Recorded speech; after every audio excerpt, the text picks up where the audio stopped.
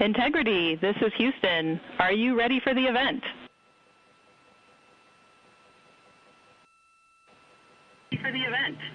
Hello, Houston. Integrity is ready for the event. Administrator Isaacman, this is Mission Control Houston. Please call Integrity for a voice check. Integrity, Jared Isaacman, comm check.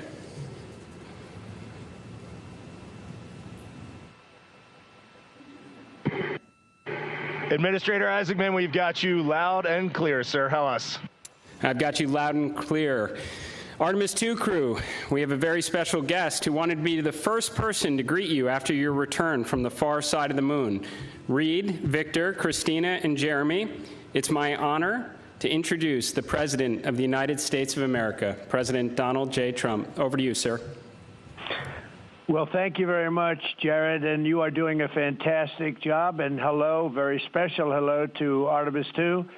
Today you've made history and made all America really proud, incredibly proud. We have a lot of things to be proud of lately, but this is there's nothing like what you're doing, circling around the moon for the first time in more than a half a century and breaking the all-time record for the farthest distance from planet Earth.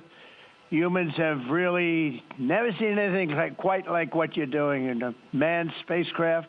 It's really special. I want to personally salute and congratulate Commander Reed Weissman, Pilot Victor Glover, Mission Specialist Christina Koch, and Jeremy Hansen. And I also want to thank the entire amazing team at NASA, headed by Jared, who's a very special guy, by the way, and you all made this day possible, and you've really inspired the entire world. Really, everybody's watching. They find it incredible. I just watched you go to the back of the moon, and people haven't been there in a long time, we can say, but it's going to be more and more prevalent because we're going to be doing a lot of traveling, and then you're going to ultimately do the whole big trip to Mars, and that's going to be very exciting. So you look at, we had no astronaut has been to the moon since the days of Apollo program. The Apollo program was also very special, but that was 50 years ago. And at long last, America is back, and America is back in many ways stronger than ever before. We're the hottest country anywhere in the world. The Artemis crew flew in the most powerful rocket NASA has ever made, ever launched, traveled over 250,000 miles, broke the distance record set by the legendary Apollo 13. And America is a frontier nation, and the four brave astronauts of Artemis II are a modern-day, you really are modern-day pioneers, all of you, and one of them happens to be a neighbor. You know who that is, right? You have a special person over there, a neighbor, and we like our neighbor. Your mission paves the way for America's return to the lunar surface very soon. We're going all out. We're doing everything we can, and it's headed up by Jared. We'll plant our flag once again, and this time we won't just leave footprints. We'll establish a permanent presence on the moon, and we'll push on to Mars. That'll be very exciting. I'm waiting for that so much. I'd love to be here, but maybe we won't quite make it in terms of timing, but we will be up in the moon, and that's going to happen soon. So America will be second to none in space and everything else that we're doing, and we will continue to lead the whole thing into the stars, this incredible journey into the stars. So I just wanted, it's an honor to speak to you, and I wanted to congratulate each and every one of you. And tell me, what is the most unforgettable part of this really historic day? The whole world is watching and listening. Please tell me. President, this call is certainly special to all of us, and we really have a lot of faith in our administrator, Jared Isaacman, who is with you. We appreciate his leadership in NASA and in the international community. We are doing great things, and we are proud to be a part of it. I have to tell you, as we came around the near side of the moon, seeing all the sights that we've seen from Earth for all of our lives, but we're seeing them from a different perspective, and then we started to get a glimpse of the and we saw sites, Oriental sites that no human has ever seen before, not even in Apollo, and that was amazing for us. And then the surprise of the day, we just came out of an eclipse where the sun, moon, and the entire dark moon about that big right out the window that we were watching. We could see the corona of the sun, and then we could see the planet train line up, and at Mars, and all of us commented how excited we are to watch this nation and this planet become a two-planet species. That is fantastic. You know, I had a decision to make in my first term, and the decision is, what are we going to do at NASA? Are we going to have it be revived, or are we going to close it down? And I had very little hesitation, and it's really great to have somebody like Jared involved, because he really makes it much easier for me. But it was not even a question in my own mind. We've spent what we had to do, and then of course we have Space Force, and Space Force is very much related to what you're doing, and that was my baby. That was a very important one, and it'll turn out to be truly one of the most important, I believe, decisions I've ever made. So we're very proud of Space Force, and we're very proud of all of you. Does anybody else have anything to say? A lot of people listening.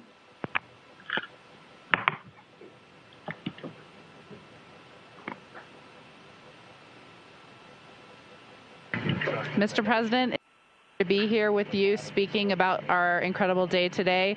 I think one of the biggest highlights was coming back from the far side of the moon and having the first glimpses of planet Earth again after being out of communication for about 45 minutes. It really just reminds you what a special place we have and how important it is for our nation to lead and not follow in exploring deep space.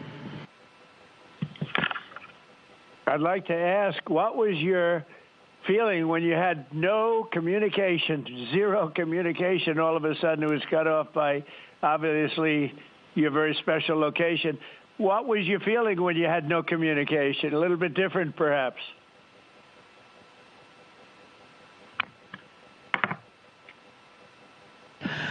Yes, Mr. President, it was cold. I said a little prayer, but then I had to keep rolling. I was actually recording scientific observations of the far side of the moon. You know, that is actually the time when we were the farthest and the closest to the moon. And so we were really able to make some of our most detailed observations of the far side of the moon up close. And so we were busy up here working really hard. And I must say, it was actually quite nice. Did you see a difference, a big difference, between the far side of the moon and the near side of the moon? Was there a difference in feel or difference in look? What did you see?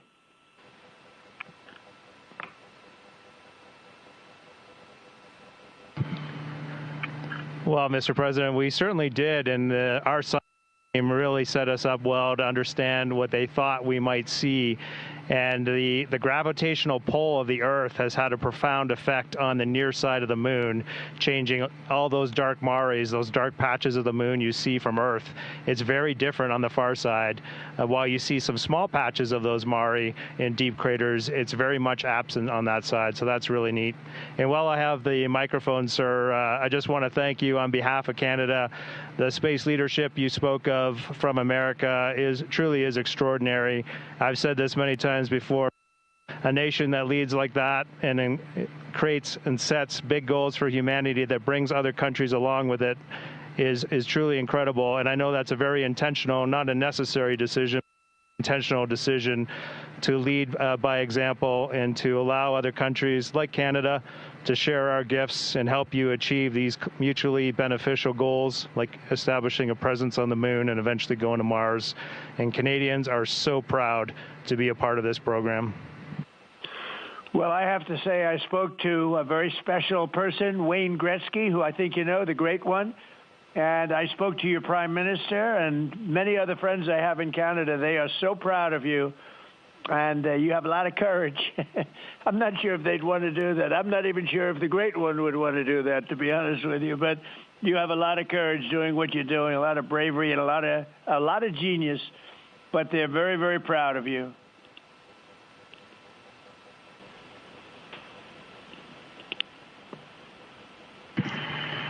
Administrator Isaacman, just get a quick comm check, make sure you guys are still on the line and we didn't have a handover. I am. Yes, I am. And integrity, and back over to you, Mr. President. Yeah, I think we might have gotten cut off. It is a long distance. It's a long ways. The reception's been great. There's a little bit of about a 9-second delay, but no, I just had a a statement for, I don't know what you heard, but I was just saying they're very proud of your brilliant person from Canada on the ship. And Wayne Gretzky is a great friend of mine, and he's very proud of him. And the Prime Minister I spoke to, they're very, very honored that you have a courageous person from Canada. You have a lot of courageous people from Canada. So it was very nice. I'm not sure if you heard me say that, but it was very nice. Yes, Mr. President, we heard that, and we do love our Jeremy Hansen. We love all our Canadian astronauts, Jenny Gibbons, Josh Kutrick. They're just great people, and they're such a welcome addition to our Corps. Great. Well, I really look forward to, when we can, I look forward to seeing you in the Oval Office. I'll ask Jared to bring you over, and I'll ask for your autograph, because I don't really ask for autographs much, but you deserve that. You really are something. Everybody's talking about this. And I look forward to having you in the Oval Office at the White House, and we will celebrate your incredible achievements and triumphs. This is big. This is really big stuff. The whole world is talking about it. And if you have the time, I will certainly find the time. I've been pretty busy also, as you know, but I will absolutely find the time, and we'll get together, and I'm going to be giving you a big salute on behalf of the American people and beyond that. Thank you for that, Mr. President. And when you want us, we will be there. And thank you for your leadership. Thank you to Jared for his leadership. Really, thank you for taking the time out today to visit NASA. It's really special for us, but it's really special for the team on the ground. A whole team of people all around the world pulled this off, and we just want to say thank you to all of you for this. It is the thrill and honor of a lifetime to have been on this journey. Today was amazing, but this 3-year journey has been amazing, and it was made possible by the American people and the Canadian people, and we're so grateful to you all. Thank you very much. Well, thank you very much. And Jared, congratulations. We'll see you soon. And I know that you have Mars very much in your mind, so we'll start thinking about that pretty soon, I think. And thank you. Congratulations to everybody. I'll see you at the Oval Office. Thank you for your time, Mr. President. It's been an honor. Thank you very much. Bye. Bye. Integrity. This is Houston ACR. That concludes the event. Thank you. Thank you to all participants. Integrity, we are now resuming operational audio communications. Integrity Houston, great job on the event. Just a heads up, we are on track to start the next event on time at 4:15. Okay, sounds great. We'll be ready. This is Artemis Mission Control in Houston, Texas. We just had that public affairs event with President Donald Trump and the crew on board the Orion spacecraft. And coming up in about 10 minutes, there will be another public affairs event. That event taking place at a mission elapsed time of 5 days, 4 hours, and 15 minutes. Currently on your screen, you're seeing a look at the Artemis Real-Time Orbit website, which provides updates on the velocity as well as the distance of the Orion spacecraft from both Earth and the Moon. The Orion spacecraft and its crew, that crew including Reed Wiseman, Victor Glover, Christina Cook, and Jeremy Hansen, are currently about 250,000 miles away from the Earth, and that distance is starting to become smaller as they are now on the return leg of their journey. And they are about 9,300 miles away from the Moon. They made their close approach to the Moon. Integrity Houston with a question about fan speed. Go ahead. Hey, Reed, we were wondering if this adjusted fan speed is something that you would like to keep going forward, or if it was just a specific change request for the events this evening. Certainly for PAO events, this is an ideal fan speed. If you're willing to give us this fan speed for routine habitability, I think we would take it and try it for a while. And Reed, we are able to support keeping the fan speed in this config. Happy to keep it here to collect data. Okay, you got 4 happy astronauts up here. We'll take it. Obviously, when we go to exercise, we'll need to bump it up, but I think for quiescent living, this will be great. We copy, and we love seeing those smiles. Houston,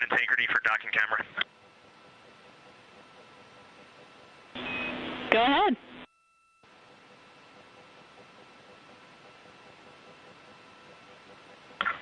Just want to make sure we have the config you're expecting. I have the dual camera bracket is installed, the window shade is closed, and the docking camera is stowed in its Alpha 3 storage area.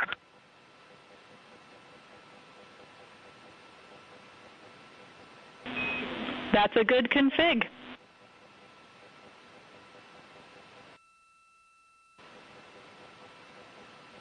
Thank you.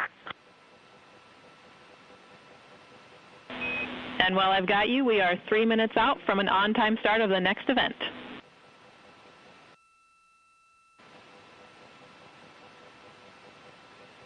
This is Artemis Mission Control in Houston, Texas. You can see a live look of the Artemis II crew inside the Orion spacecraft cabin as they prepare for another public affairs downlink event.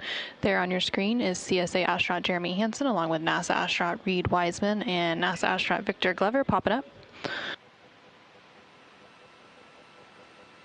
Earlier today, the crew completed their lunar flyby observation period, during which the Orion spacecraft and its crew passed approximately 4,000 to 6,000 miles from the moon and provided the astronauts with a full disk view of the lunar surface. And from that higher vantage point, the astronauts were able to observe both poles and large-scale geological features in a single view. Towards the tail end of that observation period, they also were able to see an eclipse. And that eclipse period lasted about an hour and was when the sun was hidden from view behind the opposite side of the moon from the perspective of Orion. Since then, the crew has been working to clean up some of their observations and transfer some of the data and imagery down to the ground to begin processing, and the science team will take a look at that imagery as it comes down ahead of a post-lunar flyby conference tomorrow with the crew following their sleep period. Now we are standing by for a second public affairs event taking place in about a minute.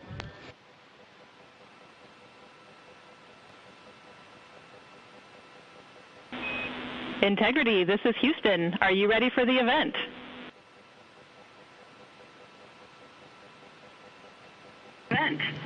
Houston, Integrity is ready for the event.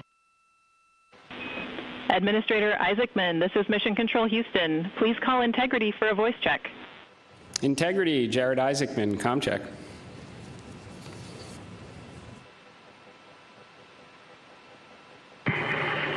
Administrator Isaacman, we've got you loud and clear up here.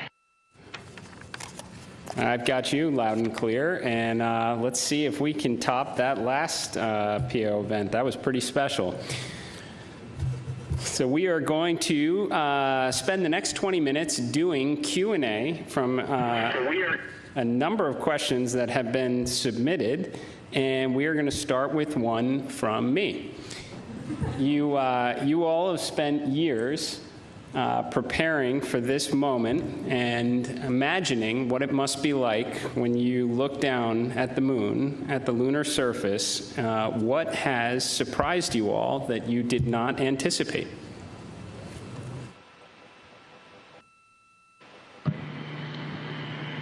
Go ahead. Oh, It's on. Administrator, great to chat with you. Just something that just shocked me because really using imagery and just the three-dimensionality of it, you know from your experience of seeing the Earth from space, how it just seems different. And you look out in depth of things, and when we were on the far side of the moon looking back at Earth, it was just so obvious you had this sphere out in front of you of the moon and this three-dimensional. You really felt like you weren't in a capsule. You'd been transported to the far side of the moon, and it really just bent your mind. It was an extraordinary human experience. I'm so grateful for it.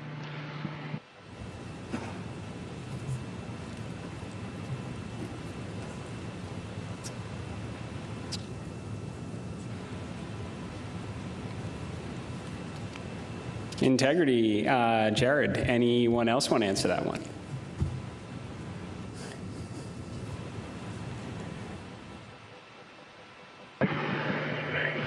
You know, we had an amazing launch. The SLS is quite a powerful rocket, and got us into a 1,200 by, eventually a 100-mile orbit. And, clearly power and speed, and then we did our translunar injection, and we were going quite fast. And so with all of that speed, though, it still took us days to get here. And so the scope of all of the things to a 321-foot tall rocket was amazing. It just puts the power required to do this in perspective.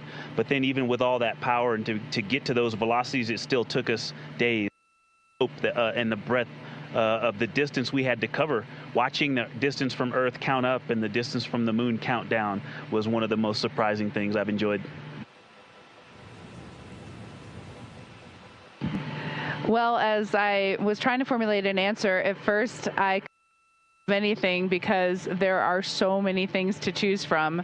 I'll try to just narrow it down, but I'm going to go with something we did yesterday, a manual power flight test objective, where we just basically got to sit at the vehicle. It was Jeremy and I this time, and just drive around using the rotational hand controller, basically just drive it with the stick, and how well it handled, how tight the control algorithms were, and watching it respond when we actually degraded it on purpose by going into 3 degrees of freedom control, by actually inhibiting some of the jets, which even though we have jet redundancy, of course, for each other in these complicated algorithms. So it was just amazing to be in a deep space spacecraft and just be flying it around by hand. The one other thing I'll say, how fast it has gone by. I'm not ready to go home. I can't believe that something this cramped of quarters can fly by and still be fun every single minute. And I'll just close out with, I think just scale, Jared, is the thing that is just blowing my mind. You flew Polaris Dawn to some amazing apogee numbers, and on the International Space Station, we're 250 nautical miles up, and that's the most beautiful view I think a human could ever experience. And we are dealing with numbers that are 250,000 miles, and every time Mission Control points this vehicle either at the moon or at Earth, and it reminds me every day that humans have to go, we've got to explore, we got to go further to expand our knowledge, expand our horizons. And every time we take another step forward, it makes the world seem a little bit smaller and a little bit more manageable. And just putting these numbers in perspective, it is impossible as a human to look at these displays and comprehend them. But here we are. And NASA is doing this, an international team is doing this, and they're doing it very well. Excellent words, integrity. So certainly a very wild insertion orbit. I can imagine the contrast between perigee and apogee, the scale of it all, the 3D, seeing the moon come alive, and then certainly manual control. Well, every Dragon crew for the last 5 years is very jealous on that. Okay, so we're going to questions here. This one, the Artemis II crew, inspire all of us, but what inspires you? I think as you get older, your answer to that question changes a lot. Certainly, when I was a young boy and a young man, just and seeing an airplane flying overhead, to me, that really lit a fire in me. And then I think when you reach your middle age, it is interesting to watch leadership throughout the world kind of change the course of human. You can watch that unfold. And now that I'm just a little bit over 50, you'll be there soon. Now that I'm just a little bit over 50, I mean, it all ties back to just family, and you understand just how much the people that you surround yourself with, and that is really every night when you go to bed, that's really what you end up thinking. At least that's what I end up thinking.